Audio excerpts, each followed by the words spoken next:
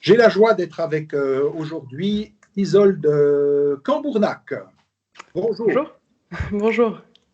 Pour suivre l'actualité, c'est vrai que ça fait 50 ans qu'en Suisse, les femmes ont le droit de vote.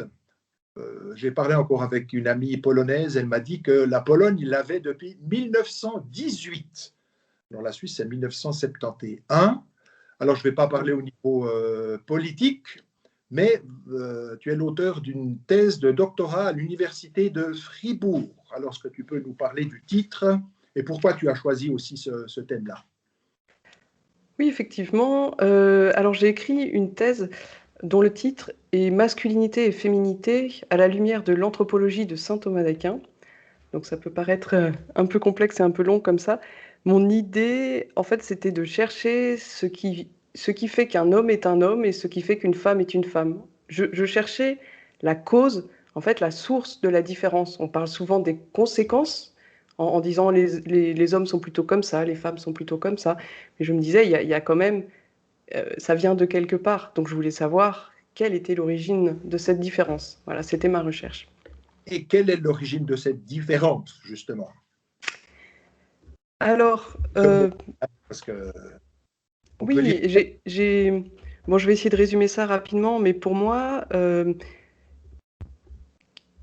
qui ai fait aussi des études de biologie avant de faire de la théologie, pour moi, c'était très important de revenir au processus embryonnaire, de voir comment la différenciation sexuelle se fait, déjà au sein même de la mère, et puis ensuite au moment de la puberté. Et quelque chose qui était fondamental pour moi, c'était vraiment que cette différence, elle était liée à la capacité d'engendrer, à la manière d'engendrer, à la sexualité, mais c'est plus large en fait ça touche la manière d'engendrer, comment un homme engendre et comment une femme engendre. Et pour moi, la différence, elle est vraiment basée là-dessus. Et toutes les différences sont des conséquences de cette différence. En fait, ce que j'ai pu voir, c'est que l'homme et la femme, d'une certaine manière, sont interchangeables pour toutes les fonctions, toutes, ouais, toutes les choses, en fait. Un homme peut faire ce qu'une femme fait et inversement, sauf, en fait, pour la génération, là, ils sont absolument pas interchangeables. Donc, en fait, il s'agit pas de faire différemment une même chose. Là, il s'agit de poser des actes vraiment spécifiquement différents. L'homme engendre à sa manière et la femme à sa manière, et c'est ensemble que la génération, évidemment, s'effectue. Mais ils sont irremplaçables. Chacun a une manière propre, masculine et féminine d'agir. C'est là que je situe la masculinité et la féminité, dans cette manière d'engendrer. Voilà. Est-ce que pour autant, parce que pour le christianisme, l'homme et la femme sont parfaitement égaux en dignité, en droit, ça ne veut pas dire qu'à travers l'histoire et même aussi encore maintenant, la femme soit pleinement reconnue comme être humain à part entière, évidemment, mais en tout cas dans la doxa, il y a une égalité foncière entre l'homme et la femme. Et cette différence, est-ce que ça veut dire alors que l'homme et la femme ont la même nature ou la même substance? Il n'y a pas une nature femme et une nature homme? Exactement, exactement. C'est pour ça que pour moi, c'est important de mettre la différence dans la manière d'engendrer, parce que cette capacité, cette faculté, elle vient de l'âme, mais elle ne constitue pas deux âmes différentes.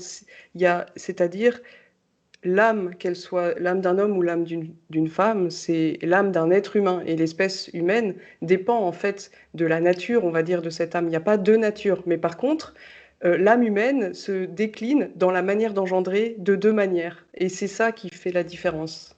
Donc en fait, il faut vraiment, on est sur une ligne de crête, à la fois, il ne s'agit pas de deux natures complètement différentes, comme un chien peut être différent d'un cheval, mais en même temps, il ne s'agit pas de quelque chose de strictement particulier, individuel. Il n'y a pas autant d'identités sexuelles que d'individus, même si en ce moment on entend un peu des propos qui vont dans ce sens. Moi, je pense qu'il y a quand même euh, deux grandes d'identité sexuelle, de grandes manières de donner la vie, la manière masculine et la manière féminine. Et d'ailleurs, si vous vous posez la question, s'il y avait un troisième sexe, comment ça se passerait? La réflexion tout de suite, c'est ah bah oui, mais il y aurait un problème au moment de comment on va engendrer, comment ça va se passer.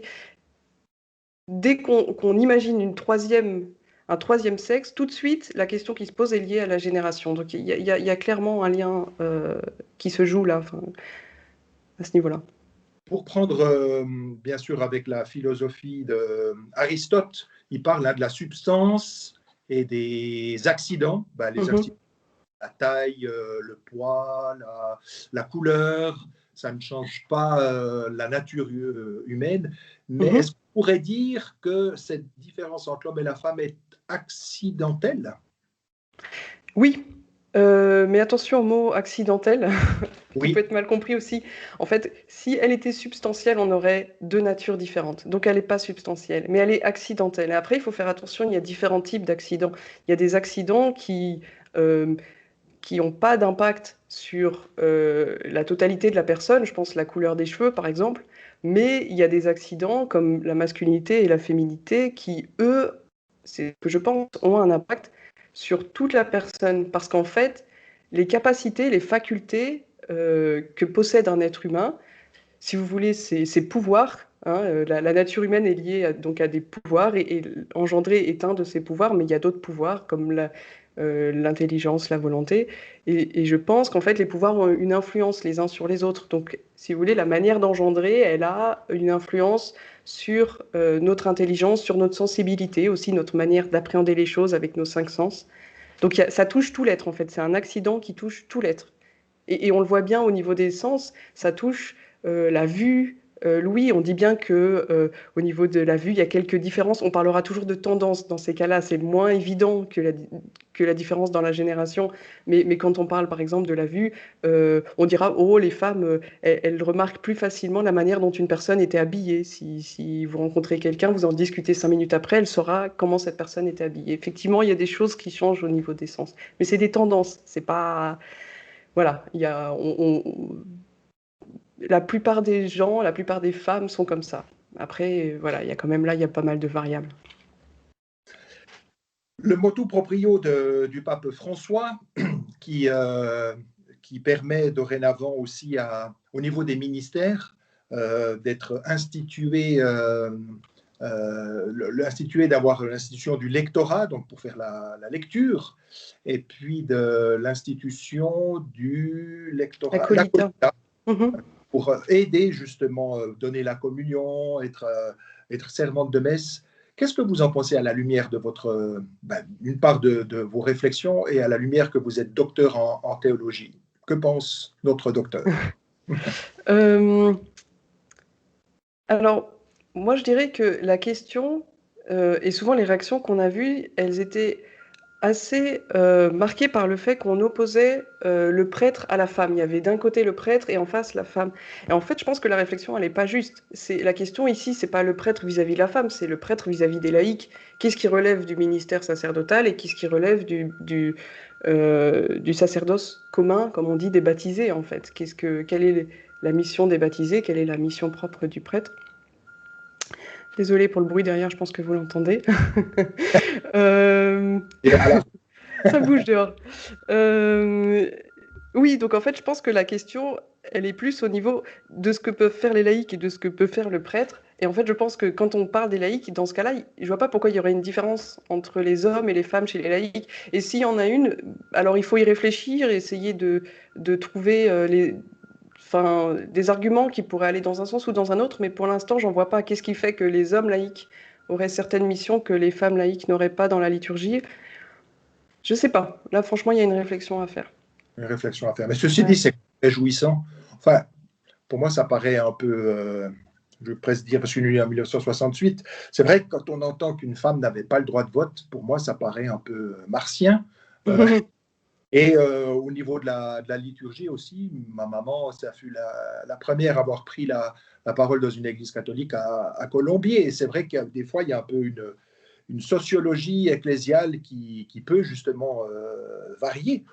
Ouais. D'autant plus que la Vierge Marie, c'est quand même elle qui nous a donné le Seigneur Jésus. Donc, penser qu'une femme ne peut pas nous donner Jésus, c'est vraiment, c'est Mhm. vraiment comme ça. Bah, pour ce qui est du droit de vote, on va dire de l'équivalent du droit de vote des femmes dans l'Église, je pense que euh, là, honnêtement, il y a encore quelques progrès à faire au niveau Oui, ecclésial, dans la mesure où les femmes ont souvent voix à titre consultatives, je crois qu'on dit. Enfin, on les consulte, on va dire, pour prendre des décisions, mais je pense pas, ou très peu en tout cas, qu'elles aient une voix dans le vote qui est fait, dans les votes qui sont faits, notamment dans les synodes, quand des grandes décisions sont prises, des grandes orientations. Je pense pas qu'il y ait encore cette ouverture. Voilà, je pense que là, il y aurait probablement un peu plus de progrès, on va dire, à faire, enfin d'avancée. Voilà, pas seulement consulter les femmes, mais aussi que leur voix puisse avoir un poids dans la décision qui est prise au final. Finalement, c'est revenir un peu aux racines, l'Église primitive, où c'est les femmes qui sont les premières témoins de la résurrection. Et puis Saint-Pierre, je ne sais pas où il était, mais voilà, il a reçu la bonne nouvelle de Marie-Madeleine, hein, qui est d'apôtre. Oui. Donc voilà, les synodes, avoir plus de participation et de prise de décision. Par contre, qu'est-ce que tu penses de l'ordination sacerdotale réservée aux hommes? On a vu que c'est Jean-Paul II qui a, avec le cardinal Ratzinger, mais qui a été réaffirmé aussi par le pape François. L'Église n'a pas le pouvoir de changer cette disposition divine. Qu'est-ce qu'on peut dire? Qu'est-ce que tu peux dire là-dessus? Moi, ce que je dirais, c'est que l'origine en fait de cette question, elle est d'abord pourquoi Dieu s'est incarné comme homme et pas comme femme. En fait, déjà à la base, il y a cette question derrière quand même. Il faut dire ce qui est. Et après, je pense qu'il y a un lien, à mon avis, dans la mesure, dans ce que j'ai vu en tout cas dans ma thèse, dans la manière d'engendrer. euh, il y a une espèce d'analogie, on peut dire une similarité dans la manière dont l'homme se donne et la manière dont il donne la vie en se donnant et la manière dont Dieu nous donne sa vie divine en se donnant. Et quelque part, l'homme reflète cette manière de se donner et la manière dont je décrirais ça, alors là, il faut encore réfléchir à ça, mais moi je dirais que dans la génération, l'homme se donne en ayant l'initiative, en fait, c'est lui qui féconde, en fait, et c'est la femme qui est fécondée.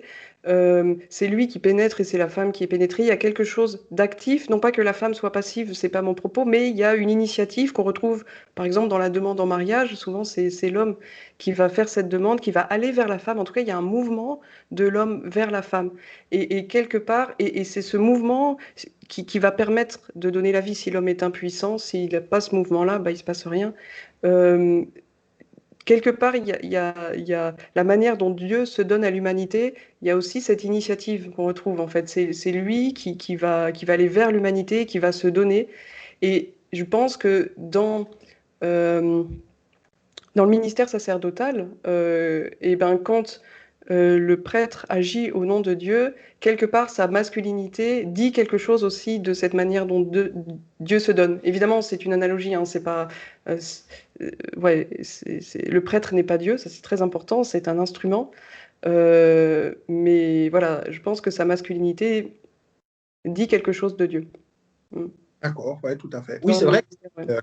À l'autel ou quand je confesse ou je donne le sacrement du pardon, parce que comme pénitent, moi je suis aussi un pénitent, je vais aussi rencontrer un prêtre, ou bien baptise, quand on donne le sacrement des malades, ou quand un évêque ordonne un autre prêtre, ou bien qu'ils ordonnent ensemble un autre évêque, c'est vrai que on agit in persona Christi, mais on reste en attendant, et le seul grand prêtre, c'est effectivement Jésus, et en dehors de ces choses-là, on peut faire les choses les plus extraordinaires et devenir saint, ou les choses les plus atroces, comme on le connaît malheureusement aujourd'hui. Ouais. Qu'est-ce que ça fait plaisir de parler justement. Moi, je ne suis pas docteur en théologie. Être enseigné par une femme, c'est aussi très beau. Hein, d'avoir. Est-ce qu'il faudrait, comment dire, il y aurait encore des progrès à faire. Bon, tu as parlé aussi après des synodes.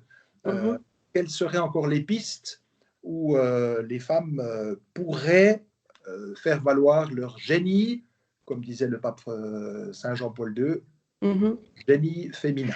Eh ben, en fait, moi j'avoue que personnellement, cette expression de génie féminin, elle m'use, parce que on a l'impression, comme on ne sait pas quoi dire de la femme, on va quelque part la mettre dans les nuages, enfin, essayer de la surélever, limite en faire une déesse, alors c'est le mystère de la femme. Donc oui, c'est très très beau, c'est très spirituel, mais concrètement, je pense qu'on botte en touche, enfin, on évite le sujet, quoi. Oui. finalement, on en arrive toujours à la même question, mais quelle est la mission propre de la femme dans l'Église?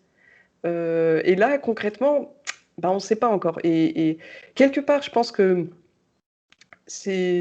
elle est déjà là. Il y a beaucoup de choses que la femme fait dans l'Église et qui sont, elles portent énormément de fruits. Et si on les retire de l'Église, eh ben, on verrait bien que l'Église se porterait pas de la même manière. Ensuite, il faut réussir à verbaliser ces choses-là et peut-être à voir comment les mettre en avant. Je pense pas euh, qu'il soit nécessaire, entre guillemets, d'inventer, d'instituer un ministère qui soit l'équivalent du sacerdoce et tout ça pour faire le pendant.